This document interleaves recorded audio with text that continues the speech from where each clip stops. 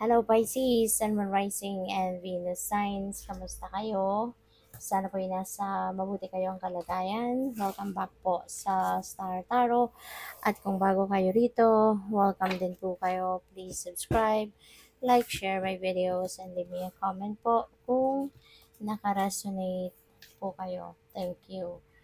So, Pisces, pasensya na po kasi ganito muna yung ano natin pagdodraw ng cards. Kasi hindi pa rin po magaling yung aking mga kamay. But the intentions remain the same na humihingi tayo ng guidance from the universe regarding your money and career situation for the month of September. So, ito yung mga cards ninyo. First card, we have helper. So, maaari na ang trabaho ninyo siguro dito is um, assisting, giving assistance sa ano ninyo, sa employer, or giving assistance to customers, to clients, sa manager ninyo, yung ganon. So, pwedeng ang trabaho siguro or career ng iba sa inyo is katulad ng isang cashier, maaaring kayo isang sales rep, maaaring kayo ay nasa BPO companies na tatrabaho, sa call center, or pwede rin na nurse kayo, caregiver, mga ganyan, ano. So, siguro along those lines, yung career ninyo or trabaho ninyo. Okay? Or pwede na ang iba sa inyo siguro ganun ang gustong pasukin, no, na trabaho or karera. So, what else? We have science. Sabi dito, keep an open mind. Something is unfolding for you. Wow. So, dapat lang na maging bukas lang, no? Yung inyong sarili, bukas lang ang iyong isipan para sa kung anong mga bagay-bagay no na mag-unfold sa buhay ninyo. Pwede rin ang iba sa inyo siguro ang career ninyo or ang trabaho ninyo ay nasa field ng science. Pwedeng ang iba sa inyo chemist, 'di ba? Maaaring nasa pwede nasa medical field din ang iba sa inyo, pwedeng gano'n. Maaari ng iba sa inyo, trabaho ninyo is based on sa ganitong linya, or pwede rin na kayo ay nag-aaral. No? Maaaring nag-aaral pa kayo to be siguro a scientist, to be a pharmacist, to be a nurse, mga ganyan. No? Na nandoon kayo sa maraming pinag-aaralan na related sa science or sa mga biology, mga ganun, or different kinds of branches of science. So we have shift. Sabi dito, taking your career in a totally different direction. So may iba sa inyo din na magpapalit ng career path.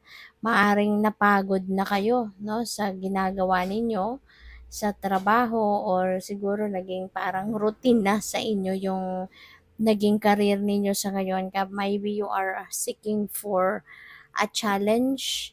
Maybe some of you are seeking for um, gusto ninyo na sumubok ng iba naman. Maybe gusto din ninyo mag-adventure, no? So, pwedeng ganun ang ganap, kaya napapaisip kayo na siguro it's about time na for me to shift the path, no, na gusto ninyong tahakin from here on. Kaya pwedeng siguro iba sa inyo, kunyari gusto ninyong mag-aral muli. Baka ang aaralin ninyo totally different no sa kung ano yung natapos nyo na. 'Di ba? Kung ano na yung naging profession ninyo, pwedeng totally a different direction ang gusto ninyong tahakin from here on. So, what else? We have doctor. Ayan, so science field, 'di ba?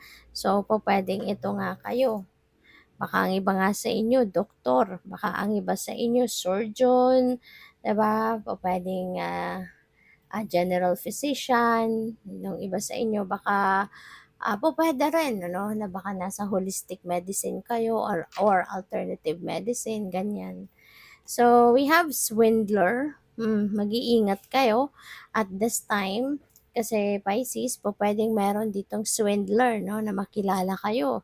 Pupuwedeng meron ditong deception 'no, na maaaring binabalak ang ibang tao at, baka kayo ay mabiktima kaya kailangan na maging mapagmatyag kayo, kailangan na mag-obserbahan ninyo yung mga tao sa paligid mo, 'di ba? Yung mga nakakausap ninyo, make sure na lagi kayong magpe-pay attention 'no, sa mga pag-uusap at saka sa body language ng taong kausap ninyo kasi, mafi-figure out niyo din naman 'yan, eh, 'di ba? Kasi kung ang tao merong binabalak na hindi mabuti or hindi magandang gawin, parang hindi rin napapakali 'yan, eh, parang ano din siya, restless. Kaya make sure, na mag-aano kayo, make sure na kayo ay magmamatyag, 'di ba? Obserbahan ninyo maigi yung mga kausap ninyo. So, what else? We have fireman. Baka ang iba sa inyo, magiging isang bumbero or maybe, 'di ba, kayo yung ano, um, pupuwedeng nasa anong tawag dito? Hindi lang kasi ito limited din 'no, sa pagiging fireman, ang iba. Baka ang iba sa inyo men in uniform ang takbo ng ano, ng, career, puwede ring gano'n na related din 'yan sa heroism, 'di ba? Kailangan din na maging matapang ka diyan, 'di ba? Kung nasa military ka din, yung mga gano'n, ang daming sakripisyong ginagawa, 'di ba, ng mga ano 'yan, ng mga yung profession na 'yan. Kaya po puwedeng gano'n kayo, 'no, ang iba sa inyo gano'n. Kasi siyempre iba-iba tayo ng ano, 'di ba, iba-iba tayo ng, sitwasyon and this reading is for the collective. Kaya po puwedeng ang iba sa inyo magre-resonate dito, ang iba dito, yung gano'n, 'no? So, tignan natin kung ano pa ang mga messages para sa inyo. We have the King of Swords. Si King of Swords is someone na nasa mataas na posisyon ng trabaho niya. So, maari ang iba sa inyo, baka mapopromote na, no? Or pwedeng nandoon na talaga kayo sa mataas na posisyon sa inyong pinagtatrabahuan. Kung ano man ang ano ninyo, trabaho ninyo, anumang klaseng opisina ang pinapasukan ninyo, or anumang klaseng profession meron kayo, baka nandoon na kayo sa mataas na posisyon. No? Puwedeng na-promote pa lang kayo or mapopromote pa lang kayo. So, we have the Queen of Cups, yung success mo, no? Lagi kang ano, laging may sumusuporta sa yung isang babae. This one, this could be your wife, 'di ba? Puwedeng wife mo 'to, puwedeng mama mo 'to, puwedeng tiyahin mo 'to, kung sino man 'no, na maaaring tumatayong mother figure ninyo, o puwedeng siya 'yan 'no, na sa lahat ng success mo nandiya-diyan siya. Sa lahat ng sakripisyong ginagawa mo nandiya-diyan siya, karamay mo. Sa lahat ng problemang pinagdaanan mo in the past, nandiya-diyan siya para sa'yo, yung gano'n. So, you're very lucky to have that kind of person beside you na always willing to be by your side, anumang klaseng sitwasyon ang meron kayo. Whether problematic kayo or masaya kayo, may anong tawag dito, may success kayo or failure kayo, nandiya-diyan siya. So, you're very, very lucky. So, we have the Hanged Man. Ayan. So, this could be a time, no, Pisces, na kailangan din ninyo na magnilay-nilay at magmuni-muni. Lalo-lalo na meron kayong shift energy.